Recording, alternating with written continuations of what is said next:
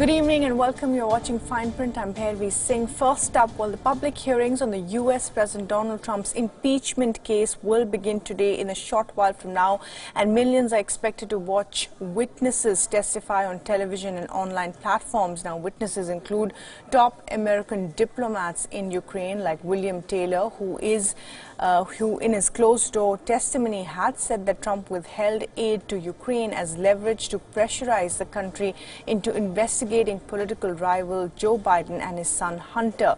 Hunter Biden had served on the board of a Ukrainian energy firm during his father's vice presidency.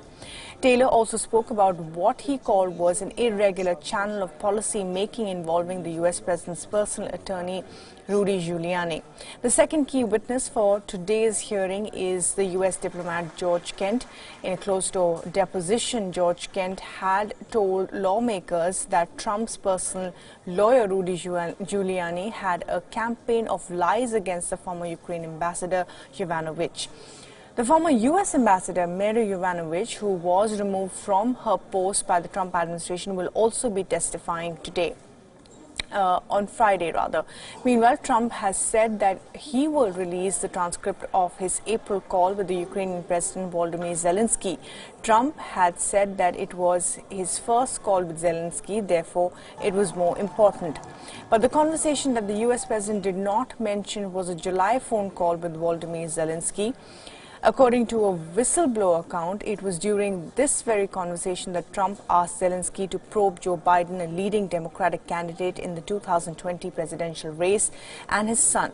Democrats say that the U.S. held almost $400 million in military aid to Ukraine, heightening threats from Russia. Meanwhile, Republicans have shown little interest in impeaching Trump, who has called the probe a witch hunt. The ruling Republicans have in turn accused Biden of misusing his office and corruption. However, the chances of Trump's impeachment are slim. The Democratic-controlled House of Representatives is expected to vote on the impeachment process by Christmas. The inquiry would then reach the Republican-controlled Senate, which is likely to not approve a trial against the U.S. president. Remember, only 4 U.S. presidents have been impeached so far, with only one, that being Richard Nixon, facing the threat of removal from office. However, Nixon resigned before he could be removed. And Harry Horton is now joining us live from Washington, D.C. for the very latest on this. And well, Harry, so what is it looking like at this moment? What's the major argument going to be as far as the Republicans are concerned with all these testimonies coming up? Key diplomats going to be testifying. Will they be saying that there was no criminal intent by the president?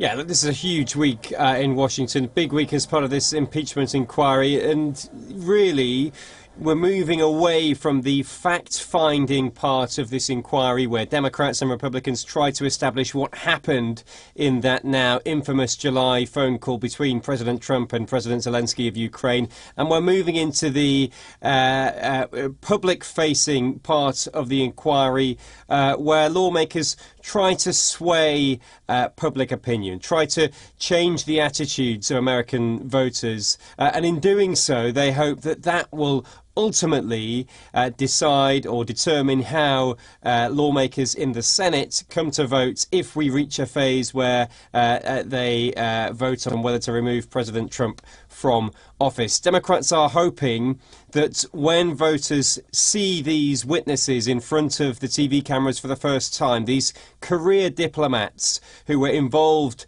in President Trump's Ukraine policy, when they hear what they have to say, they hope that many American voters will be outraged by what's going on. Republicans, they'll argue that, as you say, there was no criminal intent here, that President Trump did nothing wrong. The phone call he had with President Zelensky was perfect in its nature, and ultimately that there was, as they put it, no quid pro quo in regards to withholding military aid from Ukraine in exchange for this request for Ukraine to investigate Joe Biden Mr. Trump's political rival. So a very big week as we try and, or as lawmakers try and shift public opinion in this inquiry. Right. And Harry, public opinion will be, of course, key as far as the ratings are concerned. We are going into an American cycle of election in the next year. But more importantly, Nancy Pelosi on the Democratic side was not very keen with the impeachment process to begin when there were high stakes for the Democrats of how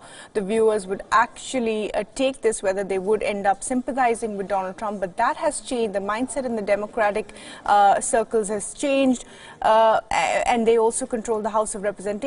But do you think that this impeachment process can really work?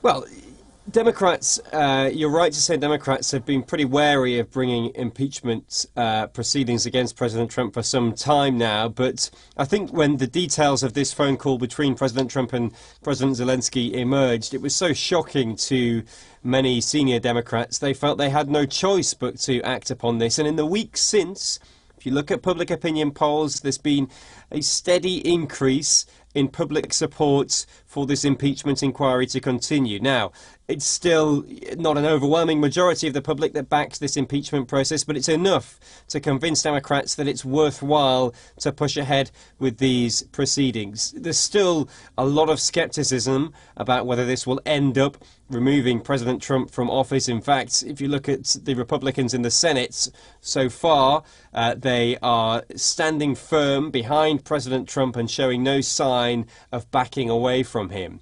So in that sense, you could say, what's the point of it all? But I think Democrats are hoping that, look, even if this process doesn't result in President Trump being removed from office, it could be politically damaging enough that he suffers some consequences in that election next year. Right, Harry. Thanks very much indeed for joining us for the latest. And of course, we are counting down to those public hearings that are likely to begin in about half an hour from now.